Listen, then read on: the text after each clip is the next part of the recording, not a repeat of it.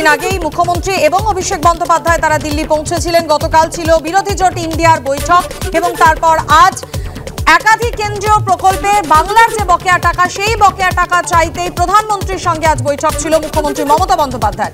আশাবুল হোসেন আমাদের প্রতিনিধি এই মুহূর্তে আমাদের সঙ্গে রয়েছেন। আশাবুল, 20 মিনিটের এই বৈঠক ইতিমধ্যেই শেষ হয়ে গিয়েছে, কি জানতে পারছো এই বৈঠক সম্পর্কে?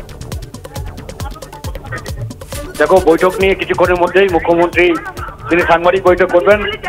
বিজয় চকে সাংবাদিক বৈঠক হবে, কিন্তু সবচেয়ে গুরুত্বপূর্ণ খবর আজকের যে প্রতিনিধি দল, সেই প্রতিনিধি দল থেকে কল্যাণ বন্দ্যোপাধ্যায়কে শেষ মুহূর্তে বাদ দিয়ে দেওয়া হয় এবং যেটা মনে করা হচ্ছে যে কল্যাণ বন্দ্যোপাধ্যায়কে নিয়ে যে সম্প্রতি বিতর্ক শুরু হয়েছে, যে উপরাষ্ট্রপতিকে তিনি উপহাস করেছেন, তাকে নিয়ে মস্করা করেছেন, তার জেরেই শেষ মুহূর্তে তাকে প্রতিনিধি দল থেকে বাদ দেওয়া হয়েছে বলে সূত্র মারফত জানা যাচ্ছে। কারণ তৃণমূলের পক্ষ থেকে 11 জনের একটি তালিকা দেওয়া হয়েছিল এবং যাতে প্রথম থেকেই কল্যাণ বন্দ্যোপাধ্যায়ের নাম ছিল, কিন্তু শেষ মুহূর্তে কল্যাণ বন্দ্যোপাধ্যায়কে আর নিয়ে যাওয়া হয়নি। কারণ তুমি জানো যে কল্যাণ বন্দ্যোপাধ্যায়ের এই উপরাষ্ট্রপতিকে উপহাস করা নিয়ে যথেষ্ট প্রতিক্রিয়া তৈরি হয়েছে। একদিকে উপরাষ্ট্রপতি নিজেই যেমন ক্ষোভ প্রকাশ করেছেন, পাশাপাশি প্রধানমন্ত্রী এই নিয়ে তীব্র ক্ষোভ প্রকাশ করেছেন। আজকে রাষ্ট্রপতিও তিনি উষ্মা প্রকাশ করেছেন উপরাষ্ট্রপতিকে এই উপহাসকে ঘিরে। ফলে প্রধানমন্ত্রীর মতো একজন ভিভিআইপির সঙ্গে যখন একজন মুখ্যমন্ত্রী বৈঠক করছেন, সেই অবস্থায় হয়তো মুখ্যমন্ত্রী নতুন করে বিতর্ক বাড়াতে চাননি এই কল্যাণ বন্দ্যোপাধ্যায়কে নিয়ে গিয়ে। ফলে শেষ মুহূর্তে কল্যাণ বন্দ্যোপাধ্যায়কে এই প্রতিনিধি দলের তালিকা থেকে বাদ দেওয়া হয়েছে বলেই মনে করা হচ্ছে। এবং প্রধানমন্ত্রী এবং মুখ্যমন্ত্রীর মধ্যে 25 মিনিট বৈঠক হয়।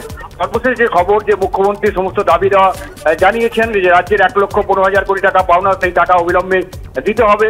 বিশেষ করে 100 দিনের টাকা অবিলম্বে দিতে হবে, কারণ এই টাকার সঙ্গে প্রান্তিক মানুষের সম্পর্ক জড়িত, গরিব মানুষের সম্পর্ক জড়িত। তারা কাজ করেছেন কিন্তু টাকা পাচ্ছেন না, এই টাকা পাওয়াটা তাদের সাংবিধানিক অধিকার, কোনোভাবেই টাকা আটকে রাখা যায় না।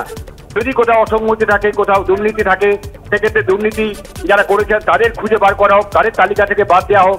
কিন্তু যারা কোনো অপরাধ করেননি কিন্তু তারা কেন এই সমস্যায় পড়বেন, এই প্রশ্নটা তিনি তুলেছেন বলেই সর্বশেষ খবরে জানা যাচ্ছে।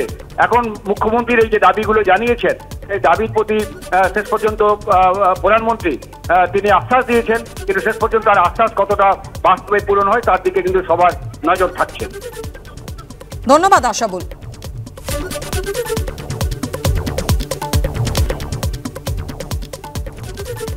প্রধানমন্ত্রীর সঙ্গে অন্যদিকে মমতা বন্দ্যোপাধ্যায় এবং তৃণমূল সাংসদদের 20 মিনিটের বৈঠক ইতিমধ্যেই শেষ হয়ে গিয়েছে। সকাল 11টা থেকে মোদী, মমতা এবং তৃণমূল সাংসদদের বৈঠক শুরু হয়। প্রধানমন্ত্রীর সঙ্গে মুখ্যমন্ত্রী 16 মাস পর এই বৈঠক, 20 মিনিটের এই বৈঠক ইতিমধ্যেই শেষ হয়ে গিয়েছে।